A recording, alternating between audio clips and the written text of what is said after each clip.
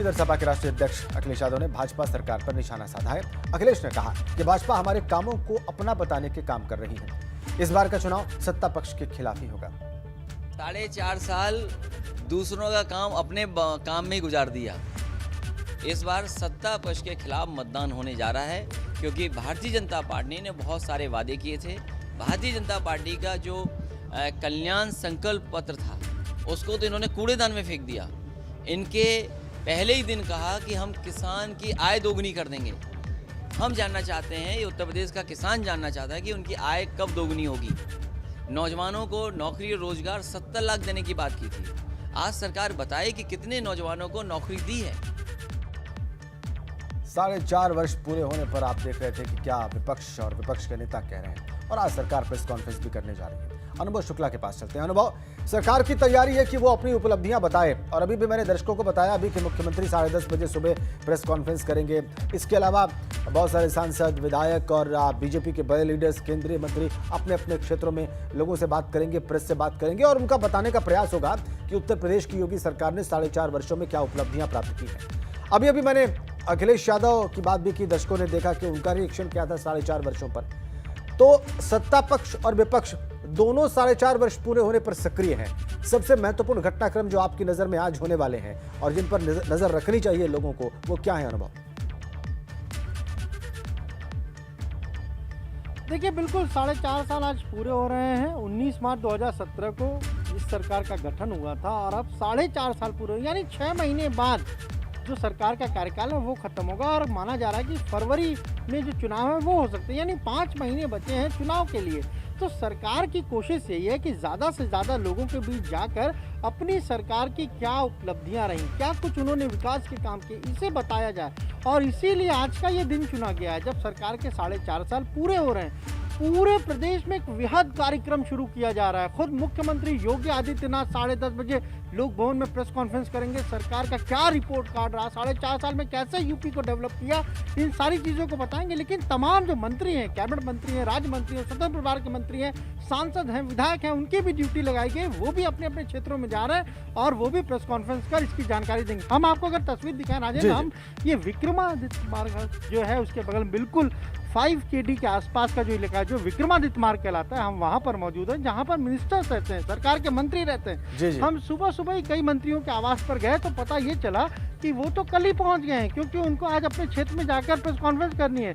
अभी हम जहाँ पर मौजूद हैं, यहाँ देखिए, यहाँ पर मंत्री जी की स्कॉट लगी हुई, क्योंकि इन्हें भी जाना है प्रेस कॉन्फ्रेंस करने के लिए। और सभी जगहों पर, खासतौर से जो VIP इलाका जहाँ मिनिस्टर्स रहते हैं, वहाँ कुछ जगहों पर हमें सुबह ही स्कॉट दिख रही है। यानी सबको कहा गया है सभी लोग जाएं और सभी लोग सरकार की जो उपलब्धियां हैं उसे जनता के बीच रखें। कई मौक़ों पर ये बात खुद मुख्यमंत्री ने कही है कि अगर हमने जनता को ये बता दिया कि क्या हमारी योजनाएं हैं, कैसे हमने उत्तर प्रदेश में 6.5 करोड़ लोगों को लाभ पहुंचाया है, ये हमारे लाभार्थी हैं, तो चुनाव में तो हमारे लिए बहुत आसान हो जाएगा। और इसीलिए आज से हम कह रहे हैं कि इस वृहद कार्यक्रम की शुरुआत हो रही है। बार बार सरकार के लोग हों, चाहे बीजेपी के लोग हों, वो कहते हैं कि हमने किसानों के लिए काम किया, उनकी आय को दुगना करने का काम हम कर रहे हैं। पहली कैबिनेट में हमने किसानों का कर्जा माफ़ किया था। इसके अलावा आप देखिए, कोरोना काल में जिस तरीके से सबसे ज़्यादा टीकाकरण अगर कहीं हुआ पूरे देश में, उत्तर प्रदेश में हुआ है। यूपी के सभी जिलों में अगर हम कहें तो मेडिकल कॉलेज बनाने की तरफ सरकार अग्रसर है, और यूपी में एयरपोर्ट का हब यूपी को बनाया जा रहा है, एक्सप्रेसवे का जाल बिछाया जा रहा है। यही बात हमने लंबे समय से सुनी। सरकार इन सारी चीज़ों को लेकर दावा करती है, और चाहे वो पार्टी के लोग हों, वो भी इन्हीं बातों को बताते हैं। और आज जब 4.5 साल पूरे हो रहे हैं, तो ये सारी चीज़ें हैं जिनका जिक्र ना केवल मुख्यमंत्री करेंगे, बल्कि चाहे वो केंद्रीय राज्य मंत्री हों, जो यूपी से आते हैं, जो सांसद हैं, वो अपनी प्रेस कॉन्फ्रेंस का जिक्र करेंगे, जो विधायक हैं वो जिक्र करेंगे। कोशिश यही है कि जनता को ये बताया जाए कि हमने 2017 में जो हमारा संकल्प पत्र था, घोषणा पत्र था, उसमें सभी चीज़ों को पहले ही, समय से पहले ही पूरा कर दिया है। बिल्कुल अनुभव। और इसके ठीक उलट अखिलेश यादव ये कह रहे हैं कि बीजेपी ने अपना संकल्प पत्र फाड़ कर फेंक दिया है, ये विपक्ष का कहना है। और सत्ता पक्ष आज पूरे दिन ये बताएगा कि सरकार की 4.5 वर्षों की उपलब्धि क्या रही है। अनुभव हमारे साथ बने रहिए। आगे बढ़ते हैं। लखनऊ से खबर है, गायत्री प्रजापति और उसके सहयोगियों को झटका लगा है। MP MLA कोर्ट से झटका लगा है। अपहरण और छेड़छाड़ के आरोपों से मुक्त करने की अर्जी लगाई गई थी। 29 सितंबर को दोनों पर आरोप तय होंगे। दोनों आरोपियों को अदालत में पेश करने के आदेश हैं।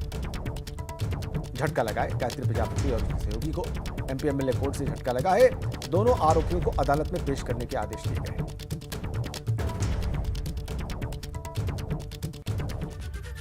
अगली बड़ी खबर लखनऊ से। लोहिया संस्थान में जल्द होगा इमरजेंसी बेड का विस्तार। जी हां, लोहिया संस्थान में अभी कुल 38 बेड्स हैं। इमरजेंसी में 8 वेंटिलेटर हैं और मंजूरी मिलने के बाद इनकी संख्या हो जाएगी 160। बेड्स की संख्या हो जाएगी 160। 50 वेंटिलेटर होंगे। संस्थान में डॉक्टर और स्टाफ की नई नियुक्तियां भी होंगी।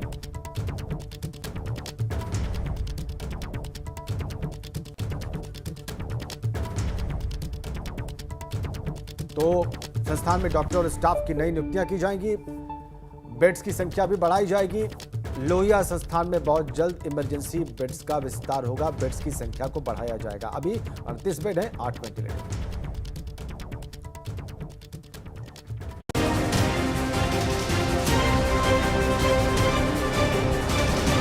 विजय तिलक।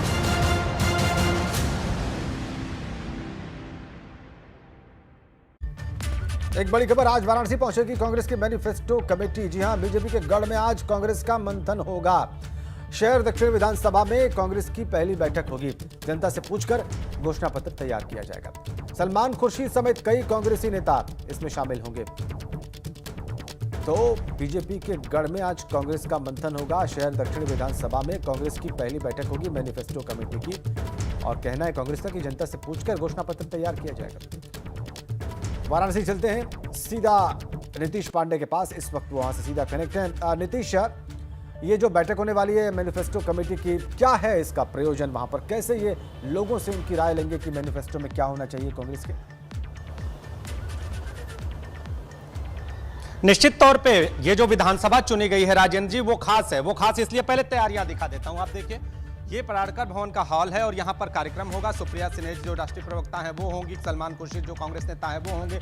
इसके साथ ही पूर्वांचल और बनारस के जो भी कांग्रेसी नेता हैं वो सब यहाँ पर मौजूद होंगे। कांग्रेस के कार्यकर्ता, आम जनता यहाँ पर मौजूद रहेगी। चूंकि ये विधानसभा काशी की जो ये विधानसभा है शहर दक्षिणी, उसे मिनी इंडिया कहा जाता है। यहाँ हर वर्ग के लोग रहते हैं, हर जाति के लोग रहते हैं, इसलिए कांग्रेस ने इसको चुना। इसके पीछे की एक और वजह बता दें कि कल कांग्रेस का जो यहाँ पर प्रबुद्ध वर्ग का सम्मेलन था जिसमें स्मृति ईरानी पहुंची हुई थी, केंद्रीय मंत्री, उसके बाद इसी विधानसभा में कांग्रेस का भी कार्यक्रम आयोजित हो रहा है। तो निश्चित तौर पे आयोजन से आयोजन का जवाब देने की एक कवायद इसको भी कह सकते हैं। और अगर एक बात बताएं तो बीजेपी आज एक तरफ अपना 4.5 साल का रिपोर्ट कार्ड यहां पर प्रस्तुत कर रही है, पूरे प्रदेश में प्रस्तुत कर रही है, और दूसरी ओर कांग्रेस प्रधानमंत्री के संसदीय क्षेत्र और इसके साथ ही बीजेपी के गढ़ में आज अपना मैनिफेस्टो से संबंधित लोगों से राय लेगी। और इसके बाद आने वाले चुनाव में किस तरह की रणनीति बनाई जाए, आने वाले चुनाव में क्या ऐसा हो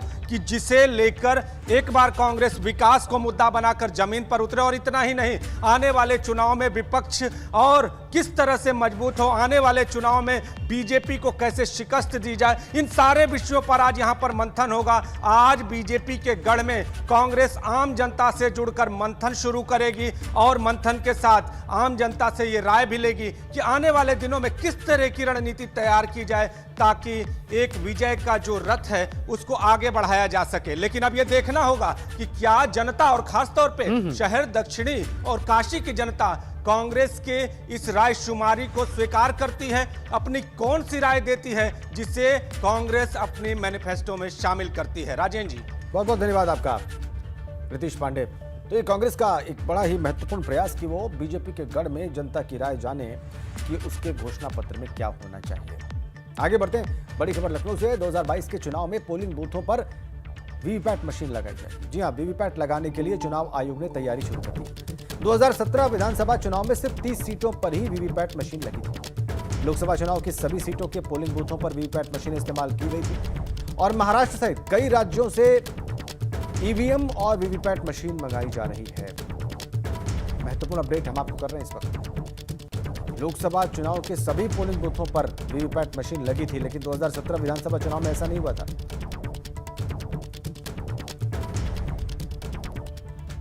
आगे बढ़ते हैं, शामली में हुए भाजपा के प्रबुद्ध वर्ग सम्मेलन में परिवहन राज्य मंत्री अशोक कटारिया ने विपक्ष पर जमकर निशाना साधा। अशोक कटारिया ने सिर्फ भाजपा के राज में ही कहा कि भाजपा के राज में ही महिलाएं और व्यापारी सुरक्षित हैं। योगी राज में अपराधी और माफिया या तो भाग खड़े हुए हैं या फिर जेल में हैं। प्रदेश से बदमाशों का खात्मा हो चुका है। गुंडे केवल सड़क पर चलते हुए नहीं डरते, आज योगी के मारे गुंडे जेल में भी डरते हैं। डरते हैं कि नहीं डरते हैं? बोलो सही, ईमानदारी से डरते हैं। गुंडे केवल जेल में नहीं डरते हैं, इस सरकार में गुंडे सड़क पर यात्रा करने में भी डरते हैं। तख्त बदला है, तस्वीर बदली है। तख्त बदला है, तस्वीर बदली है। योगी जी ने उत्तर प्रदेश की तकदीर बदली है। इधर अयोध्या में भाजपा पिछड़ा वर्ग मोर्चा की 2 दिवसीय बैठक शुरू हो गई है। इसमें प्रदेश के पिछड़ा वर्ग मतदाताओं को एकजुट करने के लिए उनसे जुड़ी योजनाओं को लागू करने पर चर्चा हुई। इस दौरान केंद्रीय मंत्री राधामोहन सिंह ने कहा कि मोदी सरकार पिछले कई सालों में पिछड़ा वर्ग के लिए योजनाओं को ला चुकी है। आगे भी नई योजनाओं को लागू करने पर विचार जारी है। और वहीं भाजपा के प्रदेश अध्यक्ष ने कहा कि देश के अंतिम व्यक्ति को भरपेट भोजन और मकान मिल सके, इसके लिए मोदी सरकार लगातार प्रयास कर रही है। कार्यक्रम के समापन पर सीएम योगी और डिप्टी सीएम केशव प्रसाद मौर्य शामिल रहेंगे।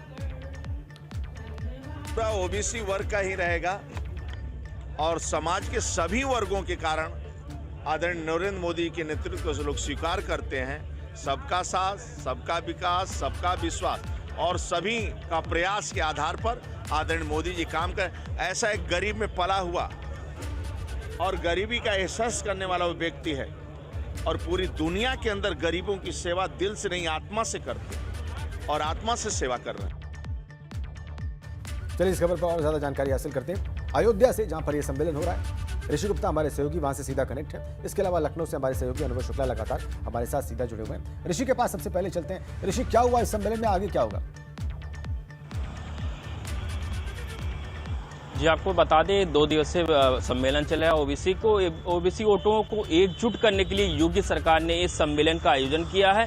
आज इस सम्मेलन का अंतिम और दूसरा दिन है, तो सीएम योगी आदित्यनाथ आज 3 बजे अयोध्या पहुंचेंगे और सम्मेलन में भाग लेंगे। साथ ही साथ डिप्टी सीएम केशव प्रसाद मौर्य भी आज आ रहे हैं और इस सम्मेलन में भाग लेंगे। इस सम्मेलन का उद्देश्य यही है कि ओबीसी जो जितने भी वोटर्स हैं उनको अपने एकजुट पाले में किया, जिससे जैसे कि बसपा ने ब्राह्मण सम्मेलन करके ब्राह्मण वोटों को अपने पाले में लेने की कोशिश की है, तो सभी राजनीतिक पार्टियों ने जो है अपनी जो वोटें हैं अयोध्या से शुरुआत की है। इस बार अयोध्या जो है राजनीतिक अखाड़ा बन चुका है, तो वहीं आज जो ओबीसी सम्मेलन है, तो ओबीसी सम्मेलन में आज भाग लेने के लिए सीएम योगी आदित्यनाथ 3 बजे अयोध्या पहुंच रहे हैं। ठीक है ऋषि, अनुभव के पास चलते हैं। लखनऊ अनुभव, लगभग एक ही तरह की रणनीति सारे बड़े दलों की दिख रही है पूरे उत्तर प्रदेश में चुनाव से पहले, और चुनाव का जो बिल्डअप है उसमें किस प्रकार के सम्मेलन हो रहे हैं, नाम भी उनके लगभग एक जैसे ही। अनुभव, ये गजब का संयोग है।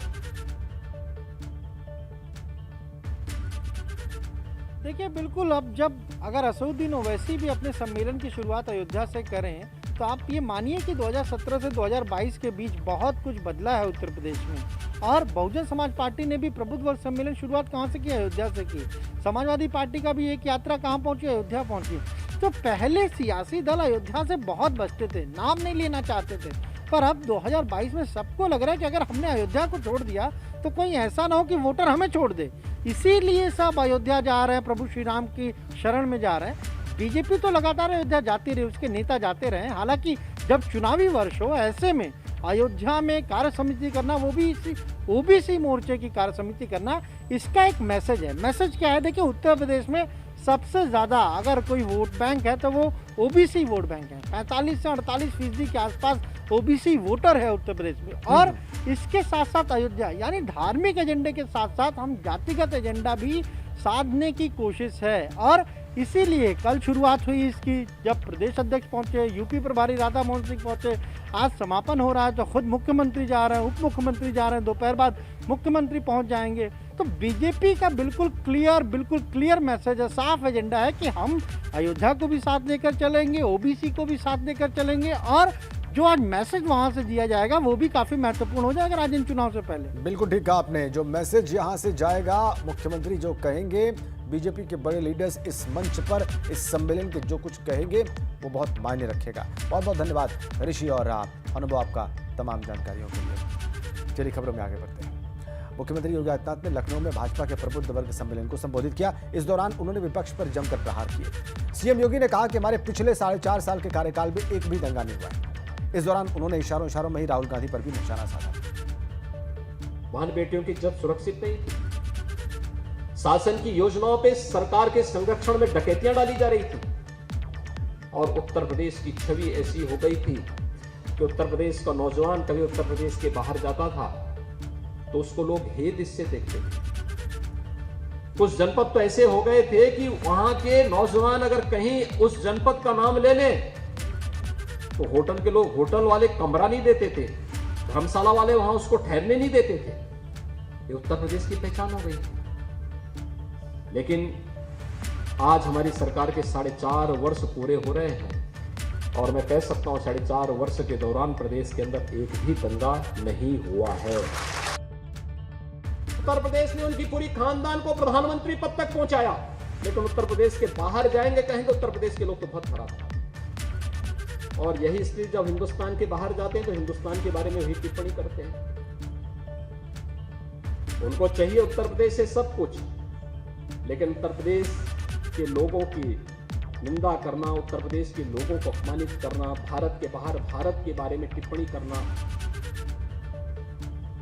देवी देवताओं के बारे में टिप्पणी करना, राम और कृष्ण को नकार जाना उनकी प्रवृत्ति का हिस्सा है। जो एक्सीडेंटली हिंदू होगा तो यही तो होगा। इसके अलावा भी मुख्यमंत्री योगी ने प्रहार किए। ट्वीट के जरिए भी उन्होंने समाजवादी पार्टी पर प्रहार किया। ट्वीट का कंटेंट हम आपकी स्क्रीन पर रखे हुए हैं। पिछली सरकार में पूर्वी उत्तर प्रदेश के लोग बाढ़ में डूबे रहते थे।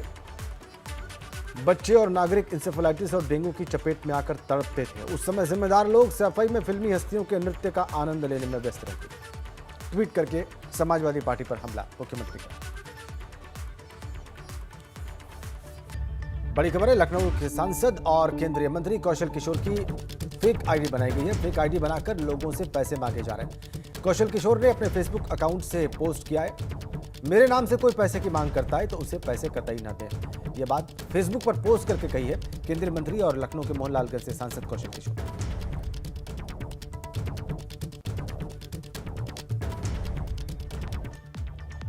और यूपी विधानसभा चुनाव से जुड़ी खबर आपको बता दें और बल्कि आगे बढ़ते हैं। लखनऊ से खबर है, सरकारी मेडिकल कॉलेज में डॉक्टर्स की रिटायरमेंट बढ़ाने का प्रस्ताव है। रिटायरमेंट की उम्र 65 से 70 साल करने का प्रस्ताव तैयार किया गया है। जल्दी कैबिनेट से इस प्रस्ताव पर मुहर लगेगी। अभी 65 साल है रिटायरमेंट की एज। विशेषज्ञ डॉक्टर्स की कमी न हो इसके लिए यह फैसला लिया जा रहा है। रिटायरमेंट की एज बढ़ाकर 65 वर्ष से 70 वर्ष की जा सकती है। बहुत जल्दी कैबिनेट इस प्रस्ताव पर मुहर लगा सकती है। बड़ी खबर हम आपको दे रहे हैं।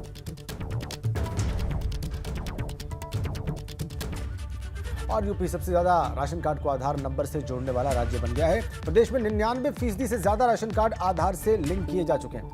यूपी में कुल 3 करोड़ 60 लाख से ज्यादा राशन कार्डधारी हैं। पिछले 6 महीनों में खाद्य विभाग ने रिकॉर्ड 1,61,000 नए राशन कार्ड भी बनाए हैं और 99% राशन कार्ड्स को आधार कार्ड से लिंक कर दिया गया है।